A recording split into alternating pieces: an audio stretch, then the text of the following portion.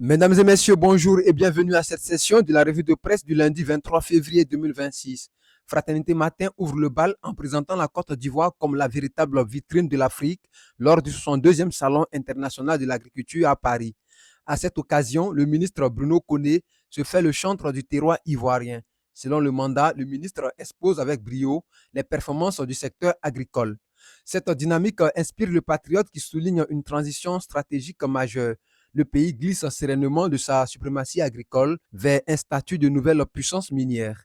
Excellente nouvelle pour le monde paysan. La hache de guerre est enterrée. L'avenir nous informe que le Conseil Café Cacao et les syndicats ont scellé la paix permettant ainsi la reprise officielle des opérations d'achat du cacao. Le paysage politique reste en constante ébullition. Le nouveau réveil salue la victoire du PDCI RDA aux législatives partielles de Toumoudi, confirmant l'ancrage du parti dans ses bastions. Toutefois, le jour plus tempère cet enthousiasme en rappelant la réalité des chiffres à l'Assemblée nationale. Avec 187 députés, le RHDP maintient une hégémonie confortable face aux 29 sièges du PDCI.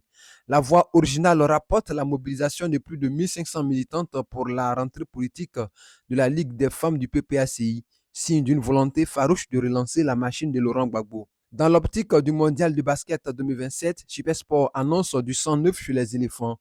3 talents locaux et un nouveau pivot viennent renforcer l'effectif pour les éliminatoires.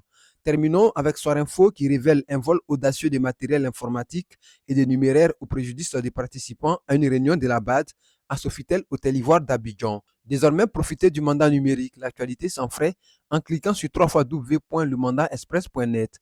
Offre valable tous les vendredis. Mesdames et messieurs, merci de nous avoir suivis. Nous vous donnons rendez-vous demain pour un autre numéro de la revue de presse. D'ici là, portez-vous bien et que Dieu bénisse la Côte d'Ivoire.